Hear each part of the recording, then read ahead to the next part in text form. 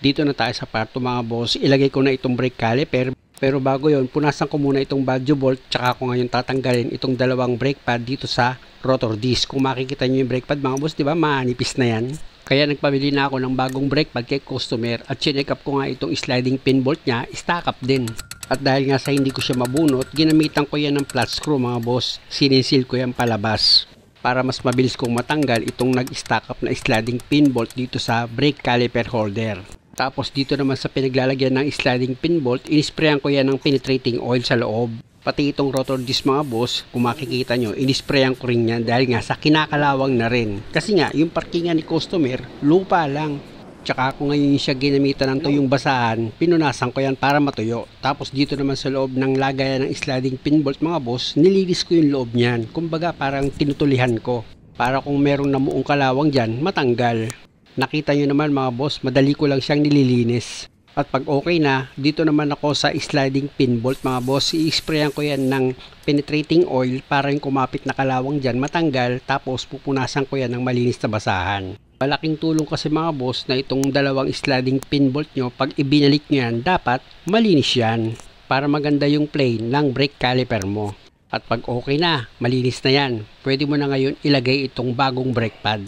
Sa paglagay mga boss ng bagong brake pad, napakadali lang naman, itatapat mo lang naman itong brake pad mo na bago dito sa brake caliper holder, tapos itutulak mo siya, o di ba? Naikabit na. O ipakita ko sa inyo kung paano mga boss. Itong dulo ng brake pad mo, itapat mo yan dito sa gatla ng brake caliper holder mo. Ayan yung pinaka-guide niya mga boss. Pag naitapat mo yan, dito naman sa taas, ganun din, may guide din siya. Tsaka mo ngayon itulak na itong brake pad mo, o di ba? Naikabit mo na. At dahil sa malinis na itong sliding pin bolt, nakita nyo naman, nilagyan ko na yan ng grasa. Tapos ipasok niya sa loob ng brake caliper holder nyo, tsaka nyo ngayon siya ilaro-laro. At pag okay na yan, dito naman ako sa isa pang sliding pin. Ganun din, lagyan mo rin siya ng grasa, tsaka mo ngayon ipasok dito sa brake caliper holder mo. Ilalaro-laro mo rin para yung grasa kumalat. At dahil sa okay na ako dyan mga boss, pwede ko na ngayon ilagay itong brake caliper. Siguraduhin mo lang na maayos yung pagkakalapat ng brake caliper mo. Tapos pwede mo nang ilagay yung dalawang bolt na number 17. Tsaka mo ngayon siya gamitan ng box wrench na number 17. Higpitan mo yan ng maayos. Hindi kasi pwede mga boss na maluwag yan. Tapos i-check nyo na itong brake caliper nyo. Dapat naglalaro yan ng ganyan. O diba? Na-atras abante mo siya. Dahil nga sa okay na tayo dyan mga boss, ilagay ko na itong brake hose. Meron niyang banjo bolt mga boss na may size na number 12. Siguraduhin yung maayos yung pagkakahigpit nyo dyan para wala siyang tagas.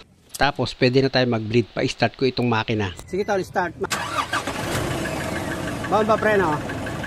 Sa pag-bleed naman mga boss, ipump nyo lang yung brake pedal. After ng ilang segundo, steady na nakadiin. Dito sa brake pedal, tsaka nyo ngayon luwagan itong bleeder nya gamit itong box wrench na number 8. Nakita nyo naman lumabas na yung fluid na meron siyang hangin. Ulitin nyo lang siya ulit. Ipump ulit yung brake pedal. After a seconds, luwagan mo ulit itong bleeder niya. Nakita nyo medyo buo na yung fluid na lumalabas. Isa pa mga boss, i-bleed nyo pa. Ipapump ulit yung brake pedal. After a seconds, nakadiin lang siya sa brake pedal. Luwagan mo itong bleeder ngayon. Nakita nyo naman mga boss, dinahandahan ko yung paglabas ng fluid. Buo na siya. Ibig sabihin nun, okay na. Wala na yung hangin. At para sa final ng pag-bleed, bomba ulit, tapos luluwagan ko ulit itong bleeder niya. O, di ba? Buo na yung fluid na lumalabas. Kaya okay na yan mga boss, pwede mo na yung tigilan sa pag-bleed. Tapos ibalik mo na itong cap ng bleeder niya. Siya nga pala mga boss, both side ng brake caliper, in-overhaul ko yan or parehas ko na silang nilinis.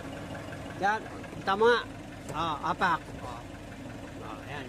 Ayan, steady na siya. Hindi na siya lumulubog. Okay na. Okay na. Sabi kasi ni customer, ramdam niya pa raw kanina lumulubog itong brake pedal, pero ngayon okay na. Kaya ang susunod kong gagawin dyan, ibabalik ko na itong gulong. Siyempre, pinasentro ko na itong manibela niya para pag kinabit ko itong gulong, hindi naman ako mahirapan. Ang gagawin ko pa kasi dito mga boss, pag nailagay ko na itong gulong, ipapatesting ko pa rin yan kay customer para sigurado. Muli mga boss, maraming salamat sa panonood. Sana wag niyo naman kalimutang mag-subscribe sa channel ko. Maraming salamat. At ipapainal ko na yung higpit dito sa mga nut ng gulong. Pag okay na yan mga boss, ilagay ko na itong tire cover niya. Sa paglagay niyan mga boss, madali lang. Ang pinaka-guide mo dyan, yung tire valve niya. Kailangan nakalusot yung tire valve niya, hindi siya maipit ng tire cover mo. At dahil nga sa okay na ito mga boss, ipatesting ko na yan kay customer kung okay na ba sa kanya itong preno niya.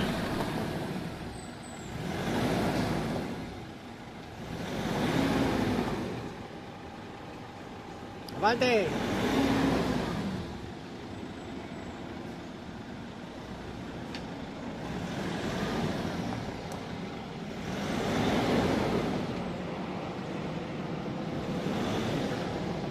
Okay na! At dahil nga sa okay na ito kay customer, wala na daw problema dito sa preno niya, humihinto na. Dapat lang, muli mga boss, maraming salamat ulit.